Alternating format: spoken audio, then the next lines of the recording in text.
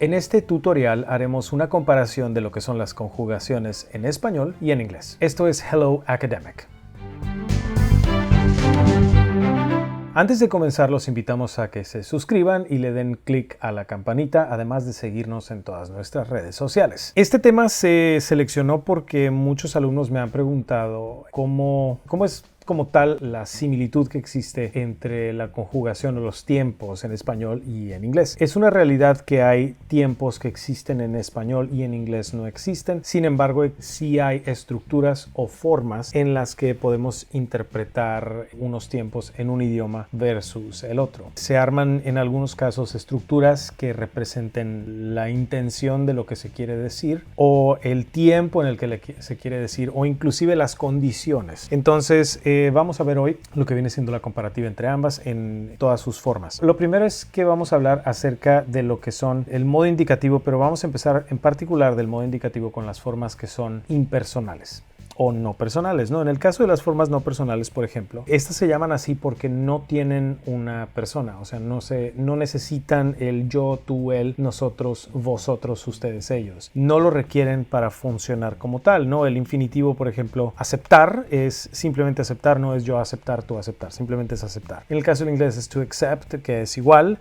aceptando, accepting. El infinitivo compuesto, que es el haber aceptado, que es el infinitivo en presente perfecto, es to have accepted, que es el auxiliar haber, también es el have o el has. Y luego tenemos el gerundio compuesto, que es habiendo aceptado, que en inglés viene siendo el participio perfecto, que es having accepted. Y tenemos el participio, que es la terminación en español ado, ido, toso, cho, o el participio que es accepted. Cabe mencionar que en este tutorial escogimos como ejemplo utilizar el verbo aceptar. ¿Por qué? Porque es un verbo que se considera regular en español, irregular y regular en inglés. Porque en inglés en particular, porque tiene la terminación ed en su conjugación en pasado y en su pasado participio también. Entonces es un verbo que es relativamente fácil de interpretar o de representar en todas sus formas en ambos idiomas. Después tenemos lo que viene siendo el presente simple, que es, por ejemplo, yo acepto, tú aceptas o vos aceptás, que es la versión argentina en particular, o bueno, de esa zona de Sudamérica. Usted acepta, él acepta, nosotros aceptamos, vosotros o vosotras aceptáis, ustedes aceptan, ellos aceptan. Entonces, en inglés es relativamente más sencillo. Como pueden ver aquí en pantalla, tenemos en el caso del I, you, he, she, it, we, they, y tenemos accept, accepts y accept de nuevo solamente. Es importante también en esta parte del presente simple notar que algunas de español no existen en inglés. Por ejemplo, el he, she, el it viene siendo la tercera persona para él, ella o eso, que es un tiempo, una persona, un pronombre personal que no existe en español porque es utilizado solamente para objetos que no tienen género, como las cosas, como una mesa, una puerta, una casa, ¿no? Un automóvil, etcétera, que no tienen género como tal en inglés. En español sí lo tienen, pero en inglés no. Entonces existe este pronombre personal que es distinto a cómo se maneja en español. Ahora, y el antepresente es cuando utilizamos el auxiliar haber, ¿no? Ha aceptado, has aceptado, hemos aceptado, etcétera. Es el have has en inglés. Es el auxiliar have has, que es para el presente perfecto y se representa como el presente perfecto. Have accepted, has accepted. I have accepted, he has accepted. Luego vamos con otro, de nuevo continuamos con la parte del indicativo, pero ahora vamos al copretérito y el antecopretérito. El copretérito es la terminación aba o ia. Por ejemplo, en el caso de aceptar es aceptaba, yo aceptaba, nosotros aceptábamos, vosotros aceptabais, ustedes aceptaban, ellos aceptaban. Entonces, en inglés, simplemente como se puede observar aquí en pantalla, es el pasado simple. El copretérito sigue siendo el pasado simple. You accepted, he accepted, you accepted, y es un solo verbo conjugado para todas las personas, para primera, segunda, tercera persona, etc. Esa parte es importante notarla. Entonces, muchas veces te pueden decir, bueno, pero si yo tengo la necesidad de representar el copretérito en español, ¿cómo lo puedo representar en inglés? Simplemente bajo contexto. Y en realidad el inglés en ese sentido tiene una construcción que lo hace relativamente sencillo para muchas veces inferir, bueno, no inferir, sino determinar específicamente bajo contexto. Lo lo cual lo hace considerablemente sencillo, bueno, menos complejo que el español, mucho menos complejo, y también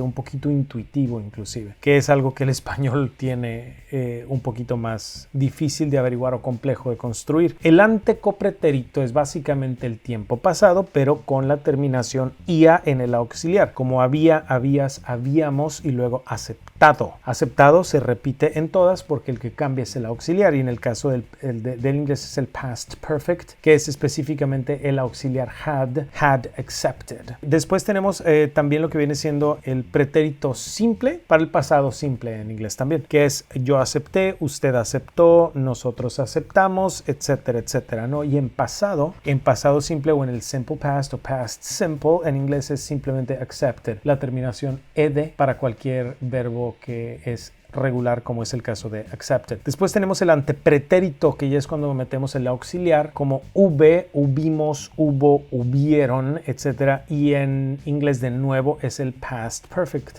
que es el had accepted, que viene siendo exactamente igual a la diapositiva anterior. Otra vez es un tiempo que el antepretérito como tal en inglés no existe y se infiere solo bajo contexto. Ok, vamos a lo que viene siendo el futuro. Tenemos el futuro simple, que es aceptaré, aceptarás, aceptaremos, aceptarán, etcétera, y en futuro simple solo se le agrega previo al verbo infinitivos, se le agrega el auxiliar will, que el will como tal no tiene una traducción directa al español, es simplemente un auxiliar en inglés. Y existen variantes para representarlo en español, pero una traducción directa no tiene. Entonces tenemos el will accept, que es básicamente el aceptar en futuro, bajo cualquier persona. Y para el antefuturo es el habré aceptado. Otra vez es aceptado en todas sus terminaciones, que es la terminación ado, ido, tos o cho, que es el participio con el auxiliar conjugado a la persona que le corresponde. Por ejemplo, yo habré aceptado, usted habrá aceptado, nosotros habremos aceptado, etcétera, y en inglés simplemente es el will have accepted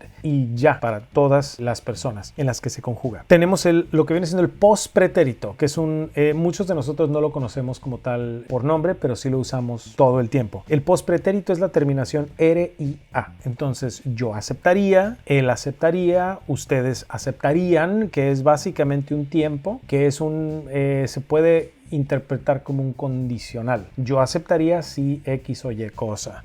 Y en inglés el postpretérito no existe, pero se representa con el verbo modal would y se agrega el infinitivo. Entonces tenemos el would accept, que es aceptaría con cualquiera de las personas, en primera, segunda, tercera persona, la que sea, porque como tal la forma no existe. Y aquí no se infiere bajo contexto, porque sí existe la forma de construir el postpretérito en inglés, aunque la estructura del postpretérito como tal no existe. Se le considera el verbo modal would más el presente simple, o en su defecto, en este caso también se puede ver como, bueno, sí es presente simple. Iba a decir que es infinitivo, pero no, es presente simple. Después tenemos el antepostpretérito, que ya es cuando agregas el auxiliar haber y el participio, la terminación ado, ido, tos o cho, que en caso de aceptar es aceptado. Entonces yo habría aceptado, tú habrías aceptado, ellos habrían aceptado, etcétera. Y en inglés es el auxiliar del verbo modal would, que se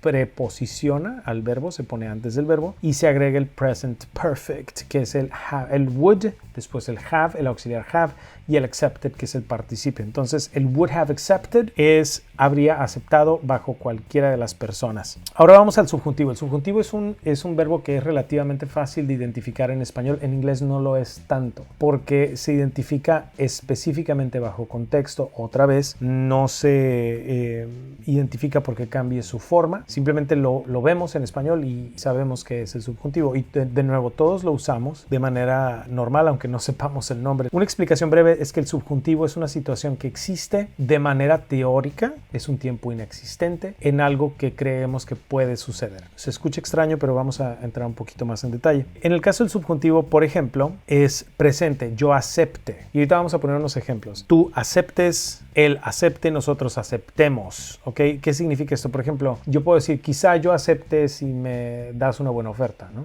Entonces, ahí cambia el verbo completamente, es relativamente fácil de identificar, pero en inglés no, porque Porque en inglés el subjuntivo se presenta como el presente nada más, el simple present, pero otra vez bajo contexto. Y como este es uno de los tiempos más confusos, ahorita lo vamos a explicar un poquito más a detalle. Después el antepresente. Cuando ponemos el ante es porque le vamos a agregar lo que viene siendo el auxiliar haber. Entonces, haya aceptado, en este caso es haya, hayamos aceptado, hayan aceptado, etcétera. Entonces, en el caso del presente, para pasarlo al inglés, es el simple present, accept, you accept, he accepts, she accepts. Y el antepresente es una combinación entre el presente simple y el presente perfecto, simple present and present perfect.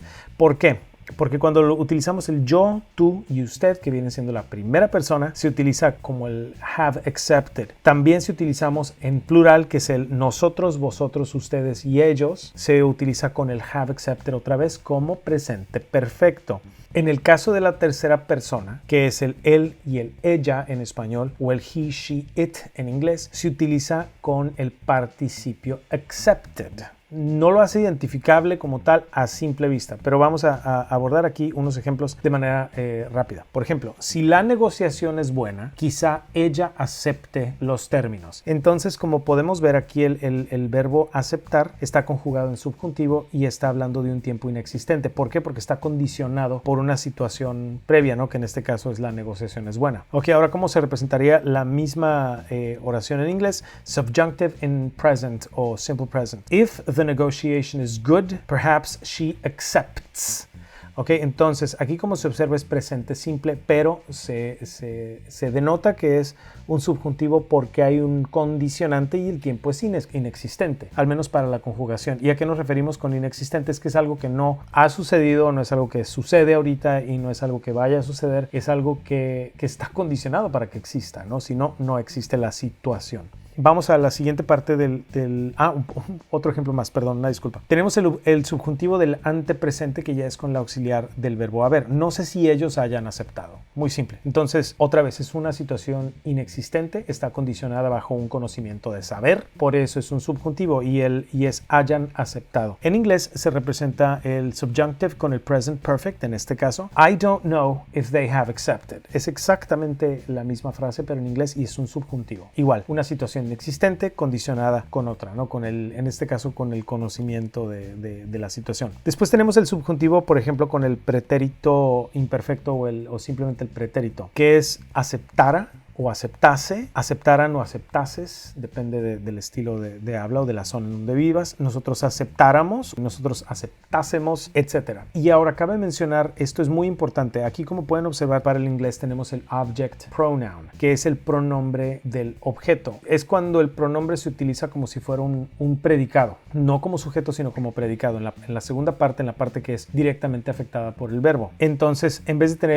el I, you, he, she, it, we, they, tenemos el me, you, him, her, it, us, you y them, que es ya cuando la persona de la que estás hablando no es el sujeto, sino parte del predicado. Repito. Entonces, aquí lo único que se hace es que se utiliza el infinitivo to accept. Se oye muy simple, pero es complejo al momento de querer aplicarlo. En el caso del subjunctive tenemos los siguientes ejemplos. Subjuntivo en pretérito. Ella me persuadió para que aceptara. Es algo que sucedió condicionado con otra. Ok, en este caso sí sucedió, pero está condicionado por otra situación. Después tenemos el subjunctive infinitive, que es she persuaded me to accept. Estos son equivalentes. She persuaded me to accept. Son exactamente iguales. Tenemos también el antepretérito en subjuntivo. ¿Cómo funciona? Es el hubiera o hubiese. Hubiera aceptado, hubiese aceptado. Hubiéramos aceptado, hubiésemos aceptado. Hubieran aceptado o hubiesen aceptado. Y en este caso se utiliza el pronombre del sujeto. Otra vez, en el caso del previo es cuando se utiliza el pronombre del objeto o del predicado. Entonces regresamos al I, you, he, she, it, we, they. Y para este solamente se utiliza el pasado perfecto, el past perfect, que es el had accepted. Unos ejemplos para el antepretérito, el subjuntivo del antepretérito es no creí que hubieran aceptado. Está condicionado bajo una creencia. Después tenemos el past perfect en inglés, que es lo mismo que el antepretérito o el equivalente más bien, es I didn't think they had accepted. Es escucha raro, pero la oración es clara, ¿no? Y es exactamente lo mismo. Estamos utilizando el antepretérito con el auxiliar hubieran en español, y tenemos el had accepted en inglés, que es el pasado perfecto.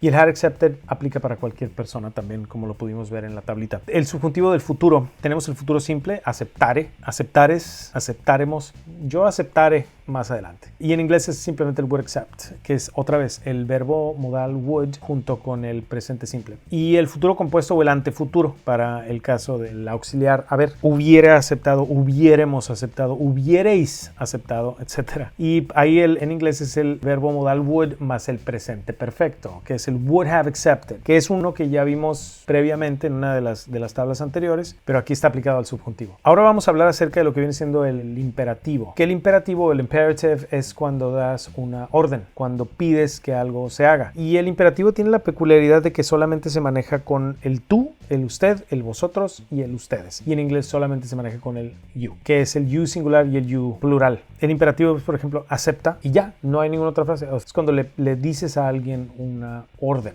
Básicamente, acepta, usted acepte, y no utilices el usted, simplemente dices acepte, vosotros aceptad o ustedes acepten. Y en el caso del imperativo en inglés es simplemente accept y ya, solo utilizas el verbo para dar una indicación o una orden. Esto que ven en pantalla es toda la presentación que acabamos de hacer, pero en una tabla que pueden descargar como un PDF y lo pueden utilizar como referencia. También está siendo representado cada tiempo con el verbo aceptar en español y accept en inglés. Solo den clic aquí en la liga que les dejo en la descripción para que los lleve hasta este recurso, lo puedan descargar y utilizarlo a su conveniencia. Los dejo con esta frase que me encantó del escritor Haruki Murakami, que dice: aprender otro idioma es como convertirse en otra persona. Y de hecho, un detalle muy interesante que sucede es de que cuando aprendes un segundo idioma o un tercer idioma, empiezas a procesar y a percibir las cosas de manera completamente distinta. Los invito a que nos visiten en todas nuestras redes sociales, suscríbanse, denle clic en la campanita. Muchísimas gracias, yo soy el profesor